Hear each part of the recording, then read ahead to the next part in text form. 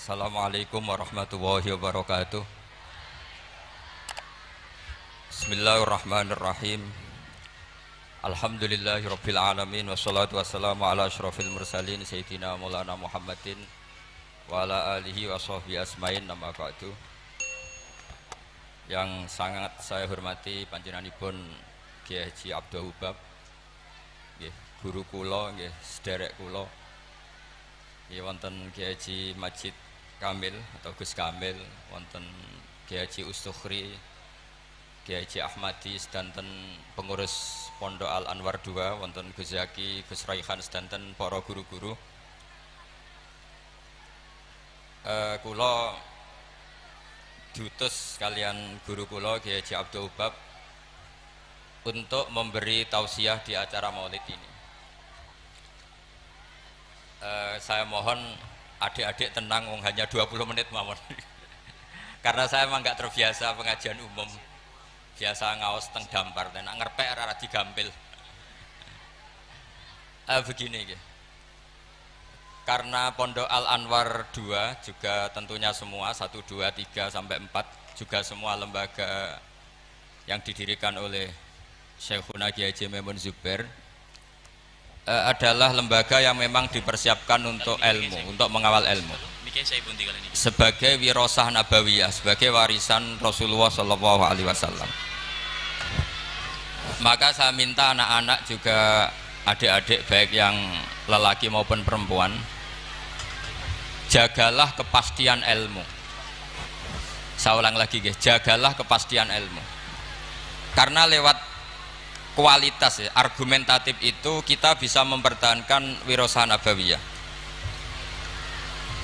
Kalau beberapa kali ngisi acara di Jogja, memang saya sampai sekarang ngajar di Jogja, itu pernah ketemu pakar matematika. Niku hitung-hitungan, niku cepet model nganggo hitungan pondok. Misalnya kalau mereka bilang 2,5%, 2,5% dari 100, atau 1/20 dari 100, atau 1/10 dari 100. Itu kalau di hitungan Arab, karena Arab itu dulu ummatun ummiyah, umat yang ummi, itu Islam datang dengan matematika yang mudah sekali.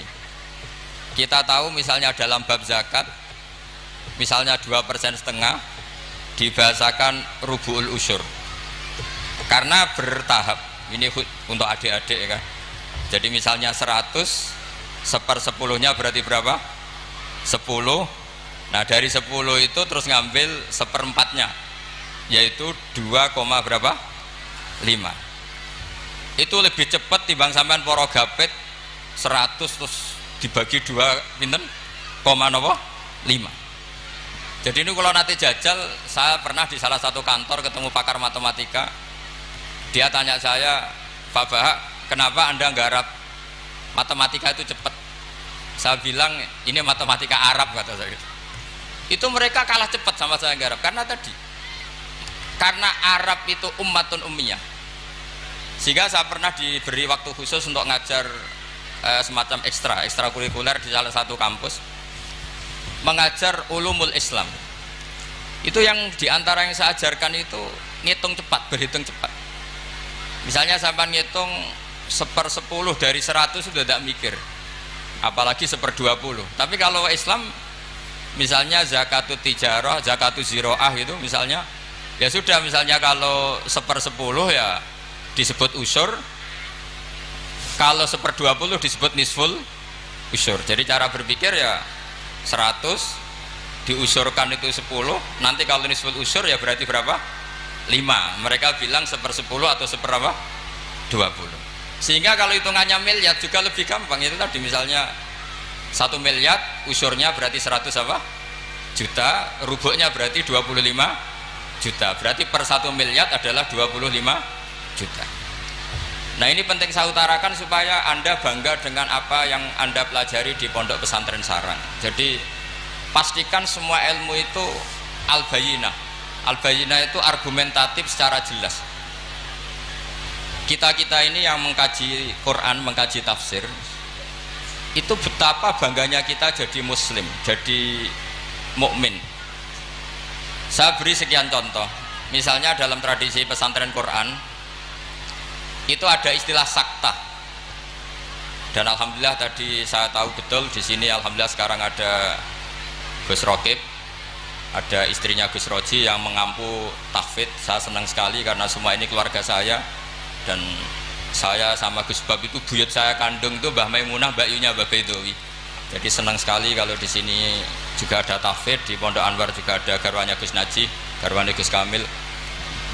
Saya mohon selain diajarkan syarat talaqi atau musyafahah dalam bahasa pesantren, juga diajarkan kepastian hukum pentingnya sakta, supaya orang tidak ragu lagi bahwa kita ini tidak kayak seremonial, memang benar-benar bihujjatin ilmiah, atau kalau istilah para nabi, kul inni ala bayyinatin mir rabbi, benar-benar argumentatif.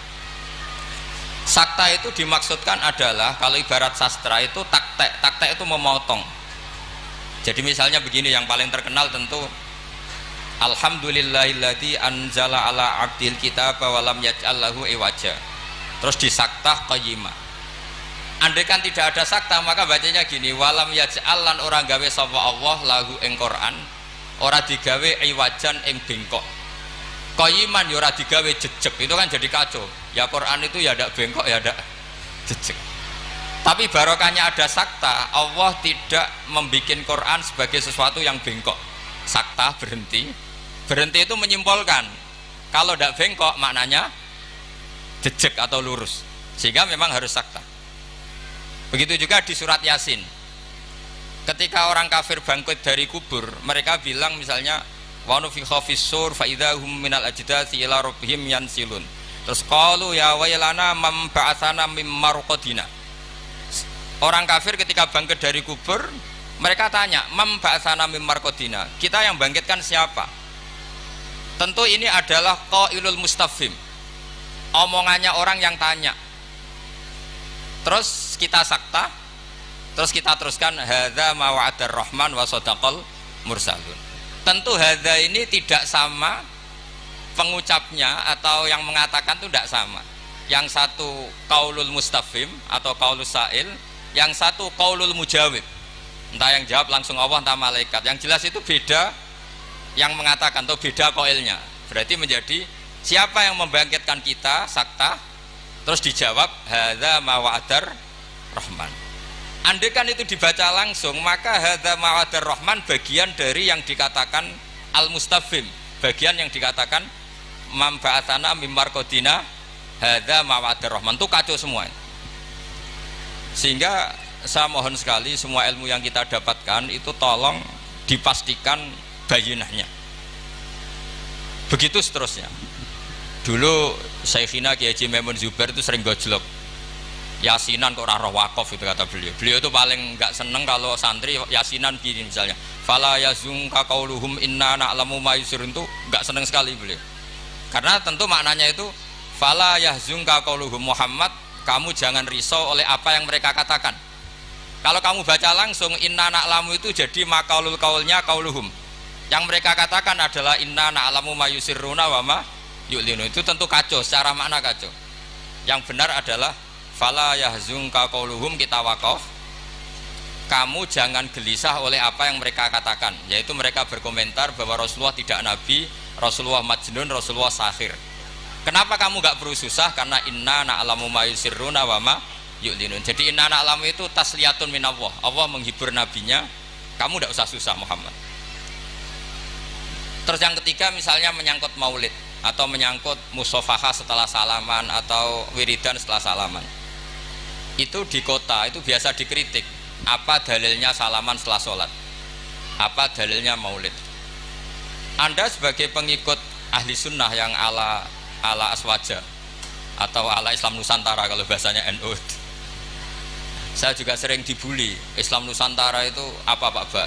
Apa terus menjadi firqah 73 menjadi 74 karena ditambah Islam apa? Nusantara. Begini loh logika Islam Nusantara itu. Di komunitas internasional itu kalau tidak Syiah itu dinamakan Sunni. Seorang lagi ya, di komunitas internasional itu kalau tidak Syiah disebut apa? Sunni. Sehingga misalnya perang Syiah Houthi sama Arab Saudi ya disebut Syiah versus apa? Sunni. Jadi Wahabi itu dalam dunia internasional disebut apa? Sunni, setidaknya dalam bahasa jurnalistik. Tapi kita dengan Sunni Wahabi itu banyak perbedaannya. Misalnya mereka anti wasilah, kita percaya apa? Wasilah. Tapi sama-sama dalam ikramus sahabah, sama-sama menghormati apa? Sahabat. Saya teruskan bayinah tadi. Sehingga orang-orang Islam kota yang sunni aswaja, itu mereka sering tanya, kalau setelah salam orang nyalakan HP boleh enggak? Ya boleh katanya. Orang kalau misalnya mau ke kamar mandi boleh enggak? Boleh. Orang mengambil tasnya boleh enggak? Boleh katanya. Kenapa salaman menjadi enggak boleh? Bedanya apa dengan nyalakan apa? HP. Semenjak itu ya mereka mikir gitu. Ternyata mereka tasdid atau takalluf. Cara beragama itu takalluf, semuanya harus panduan dari Rasulullah SAW. Maka saya minta tradisi keilmuan di Pondok Sarang itu harus terjaga. Apapun pilihan ilmu itu harus ala bayinah, harus benar-benar jelas. Cara wong Jawa jelas welo-welo. Karena itu kecakapan Rasulullah SAW. Dulu saya berkali-kali cerita, dulu orang kafir itu sangat nganggep Rasulullah itu aneh karena mengajak ke satu Tuhan. Saya berkali-kali cerita logika ini, aja'alal alihata ilaha wahida inna hadza la syai'un ujab. Urusan kita banyak, problem kita banyak, kenapa Tuhannya satu itu tidak cukup Muhammad? Terus mereka sama Nabi didatangin, terus Nabi bikin argumen tandingan. Kalau kamu jadi pembantu lalu majikan kamu banyak, kamu suka enggak? Perintahnya beda-beda, seleranya beda-beda. Wah ya tidak suka Muhammad, nanti kita repot. Ya sudah, Tuhanmu itu majikan kamu, kalau banyak-banyak kamu yang repot. Ya sudah, mat Tuhan satu aja katanya. Ada itu namanya bayinah. Sehingga Allah mengajarkan itu secara jelas. Daraballahu mathalan rajulan fihi syuraka'u mutasyakisuna wa rajulan salamal lirrajul hal yastawiyani mathala alhamdulillah. Jadi zaman itu orang kafir pun langsung paham sampai bilang alhamdulillah. Allah membuat satu perbandingan, satu pembantu yang punya majikan banyak dengan satu pembantu yang punya majikan satu. Nasibnya baik mana? Tentu baik yang punya satu majikan. Akhirnya mereka paham, Tuhan kamu adalah majikan kamu, kalau banyak-banyak kamu yang repot. Ya sudah, mat satu saja. Nah ini yang dimaksud lam yakunil ladzina kafaru min ahlil kitab wal musyrikina munfakina hatta ta'tiyahumul bayyinah.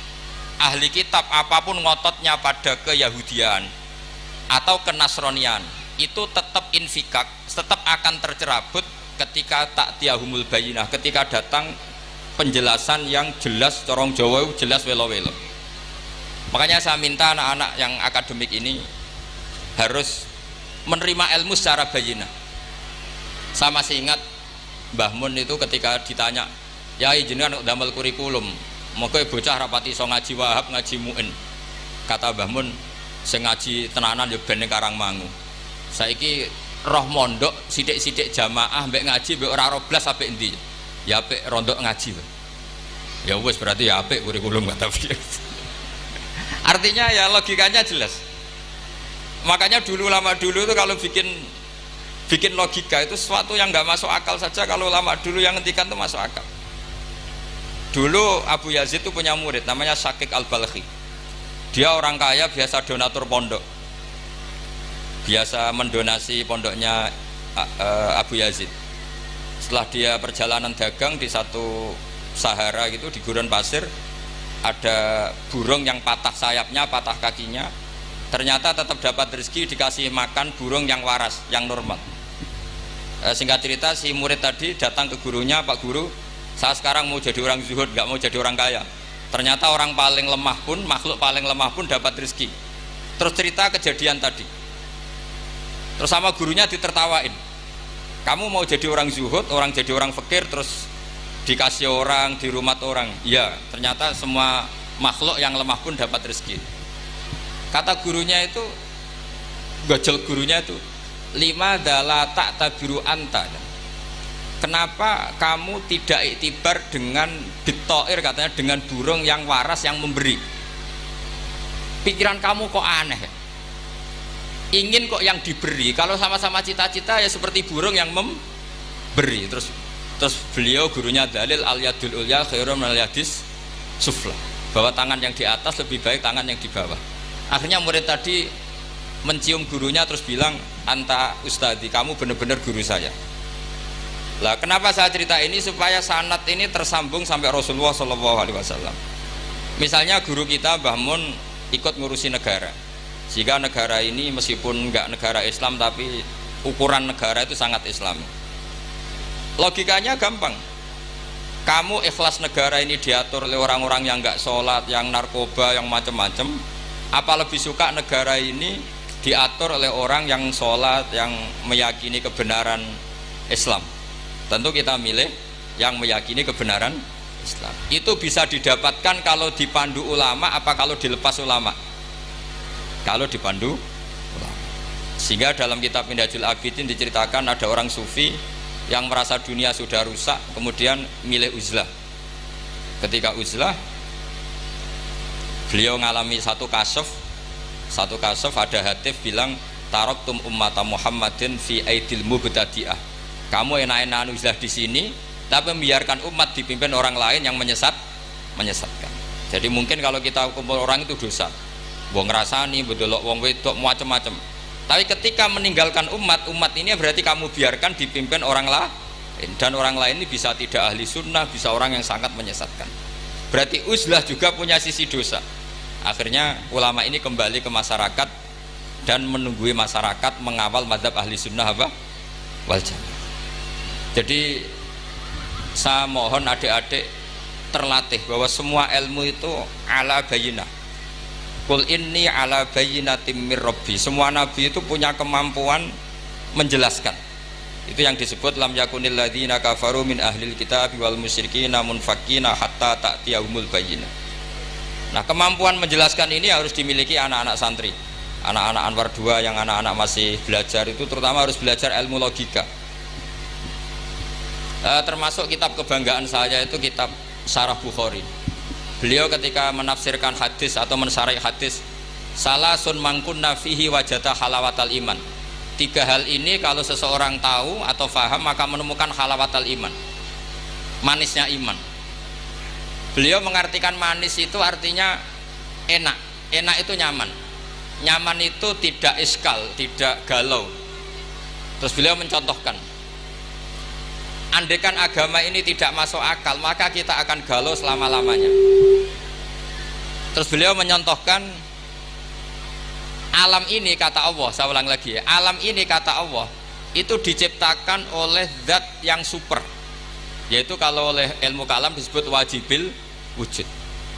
Terus beliau berargumentasi cerita Islamnya Jubair bin Mut'im, berarti Mut'imnya ya, Jubair bin Mut'im bin Adi, berarti Mut'imnya. Dulu zaman Nabi itu juga sudah ada orang ateis, orang ateisme. Kalau bahasa Arab dulu itu al-mu'attilah, kalau bahasa Arab sekarang itu biasanya disebut syuyu'i. Orang-orang ateis itu nggak mau mikir, pokoknya bumi ya ono, langit ya ono, sebabnya apa ya mbah, pokoknya ono. Terus sama Islam diterangkan, Dalalah Mut'im ini datang ke Medina sebagai negosiator Asra Badrin, tawanan Badar. Dalalah Rasulullah pas baca surat Wattur wa kitabim mastur fi raqim mansur. Di antara itu ada ayat am khuliqu min ghairi syai'in am humul khaliqun. Masa alam raya ini, langit bumi yang maujudat, jadi bumi ini berstatus maujudah, kemudian maujudah ini diciptakan oleh adamiyah.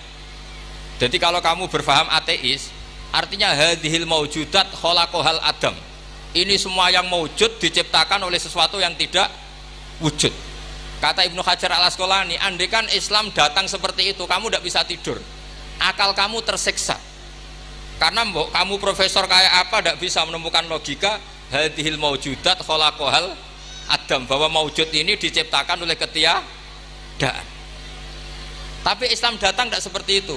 Hadhil maujudat khalaqaha wajibul wujud, ini maujudat diciptakan oleh zat yang wajib wujud, yaitu Allah Subhanahu wa ta'ala. Nah, dengan berpikir seperti itu ahlul akli nyaman. Nah, nyaman ini kata Ibnu Hajar al Asqalani menjadi halawatul iman.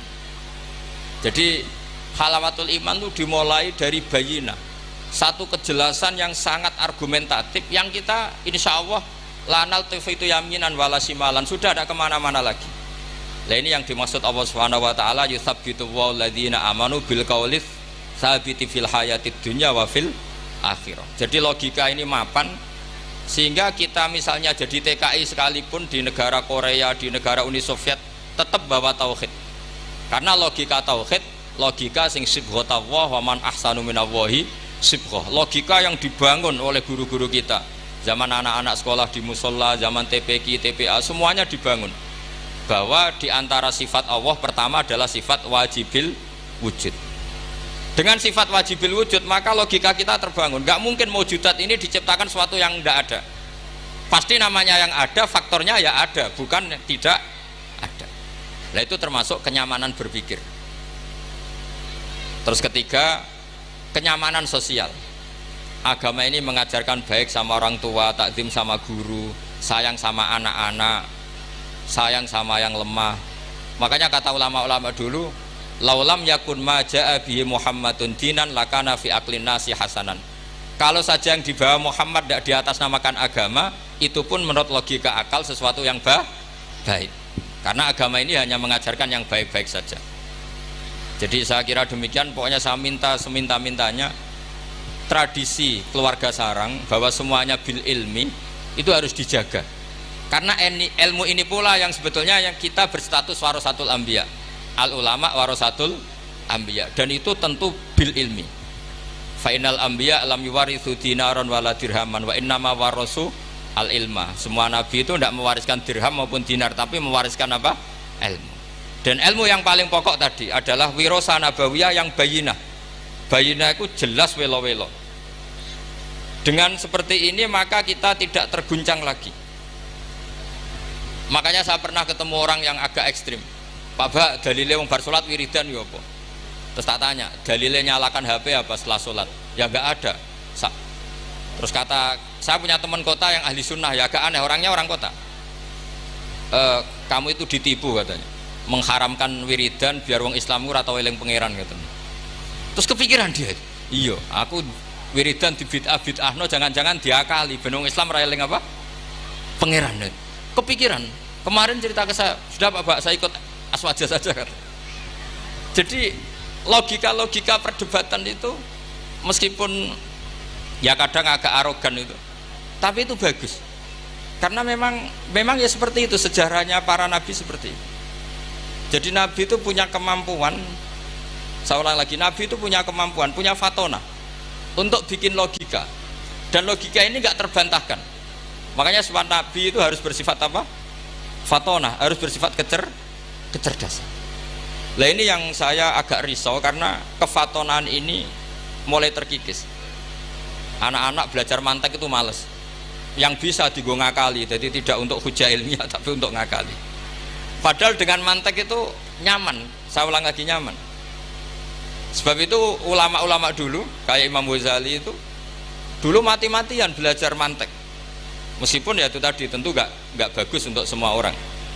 Tapi itu bagus karena untuk mengawal tadi, untuk mengawal Islam. Misalnya begini, saya pernah ditanya, Pak Bahak, kenapa Islam itu menghalalkan ghanimah?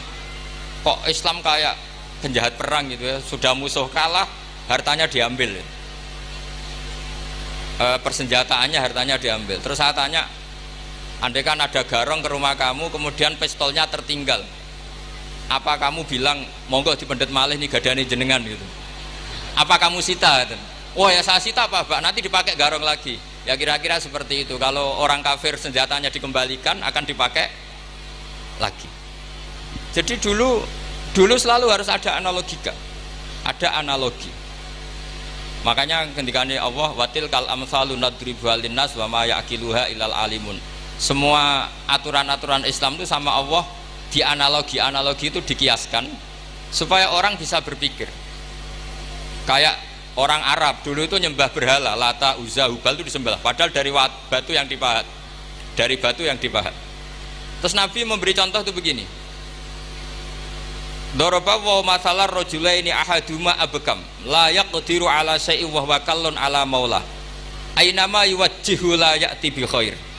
Nabi bikin analogi gini, wahai para orang Arab, kalau saya punya pembantu yang buta, sudah buta, nggak bisa ngomong, abekam, bisu, mau nggak pembantu saya tak kasihkan kamu, kata.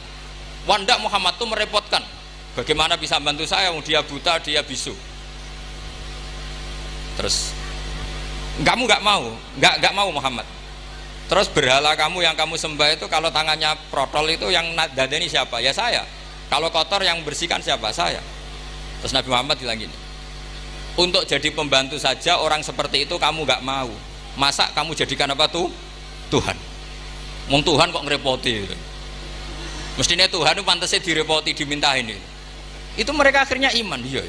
Pangeran kok ngerepoti, ono ngedusi, ono noto barang itu. Allah gampang sekali. Dorobawa masalah rojulaini ahaduma abekam. Abekam itu bisu. Layak kediru ala seendak mampu melakukan apa-apa. Wahwa kalun ala maulah. Namanya bisu, tuli, itu hanya merepotkan yang punya. Ainama yuwajjihu la ya'ti bil khair. Diarahkan kemana saja tidak membawa yang positif. Akhirnya mereka iman. Makanya disebut lam yakunil ladzina kafaru min ahlil kitabi wal musyrikina munfakina hatta ta'tiyahumul bayinah, bahwa orang-orang kafir baik berkategori ahli kitab maupun orang musyrik tidak mungkin tercerabut dari akar kemusyrikan atau akar keyahudian, kenasronian hatta ta'tiyahumul bayinah, sehingga datang satu hujjah, satu argumentatif yang bisa mengalahkan pikiran mereka. Siapa itu? Rasulun minallah yatlu suhufam mutahharah. Nah sekarang Rasulullah sudah intaqala ila rafiqil a'la, tapi punya warosah, yaitu para ulama. Dan para ulama, para habaib, para siapa sajalah yang mewarisi ilmunya Rasulullah. Dan saya mohon sekali anak-anak ini harus terbiasa akademik. Ya akademik macam-macam lah. Saya berkali-kali baca hadis sahih. Yang paling saya cintai dari hadis itu apa? Yaitu kalimat-kalimat Rasulullah. Itu memang luar biasa. Misalnya beliau ngendikan orang mukmin itu baik semua. Ajaban li amril mukmin. Terus beliau ngendikan itu ajaban li amril mukmin inna amrahu kullahu khairun in asobathu sarra syakara fakana khairan lah wa in asobathu darra sabara fakana khairan lah. Terus beliau ketika ngendikan kematian, kehidupan itu optimis sekali dan dengan pandangan positif. Kata Rasulullah, anggap saja kalau kamu hidup itu ziyadatan li fi kulli khairin, potensi mendapat kebaikan. Kalau kamu mati ya syukuri, anggap saja pengakhiran dari semua keburukan.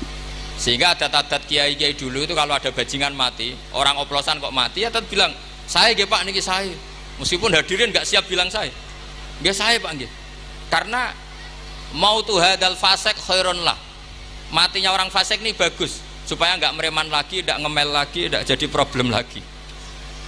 Jadi doa hidup dan mati itu seindah itu Rasulullah. Ya Allah, jika saya hidup anggap saja ziyadatan li fi kulli khairin. Terus wal mauta rohatan li min kulli syarrin, kematian adalah akhir dari segala apa? Keburukan. Saya ini termasuk kiai muda yang nggak pati takut mati. Artinya bukan karena saya yakin soleh, enggak. Misalnya kalau apa mati pikiran kula Gusti ini akhir dari segala potensi keburukan saya. Artinya kagum saya bukan masalah takut dan berani, enggak. Keilmian Rasulullah Shallallahu Alaihi Wasallam, betapa mudahnya Nabi melihat sesuatu itu positif. Hidup dianggap tadi ziyadatan lana fi kulli khairin, kalau kematian anggap saja rohatan lana min kulli syarri. Jadi mudah sekali Rasulullah. Lah ini menurut saya kefatonahan yang harus diwaris kita semua. Ya ngoten mawon. Assalamualaikum warahmatullahi wabarakatuh.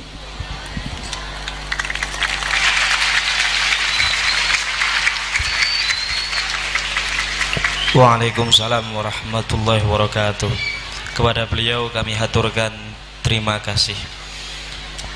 Acara yang terakhir yakni doa penutup yang dalam hal ini akan disampaikan oleh beliau Kiai Haji Majid Kamil Maimun. Kepada beliau dengan segala rasa hormat dan ta'zim, waktu dan tempat kami persilahkan.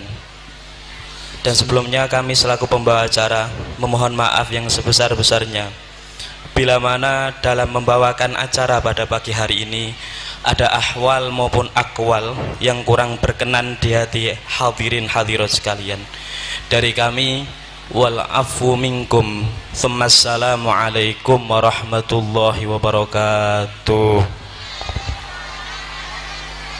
Bismillahirrahmanirrahim. Alhamdulillahirabbil alamin. Allahumma shalli ala sayyidina Muhammadin salatan tunjina biha min jamil ahwali wal afat, taqdilu biha jamil hajat, wa tutahhiruna biha min jami'is sayyi'at, wa tarfa'una biha indaka 'ala darajat, wa tuballighuna bi asal ghayat min jamil khairati fil hayati wa ba'da al-mamat.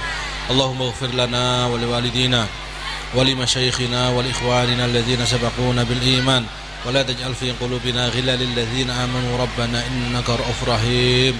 Allahumma ya Allah iftah alaina jami'an ya Allah, iftah alaina wa ala haula'i tulaba al-ghaibin futuhal arifin, waj'al amalana khalisatan liwajhikal karim, waj'alna minal ulama'il amilin wa min ahli al-Qur'an ya Allah ya Allah ya Allah. Allah wa barik fina wa barik fi jam'iyatina, barik fi ma'hadina wa barik fi madrasatina jami'an ya Allah, fi talamidihim wa fi ustadihim, wa salimna dunya wa ukhra, wa salimna min fitan ma dhahara minha wa ma batan. Rabbana atina fid dunya hasanah wa fil akhirati hasanah wa qina adzaban nar. Sallallahu ala sayyidina Muhammadin wa ala alihi wa sahbihi wa sallim. Subhana rabbika rabbil izzati amma yasifun, wa salamun alal mursalin, walhamdulillahi rabbil alamin. Bisri asraril Fatihah.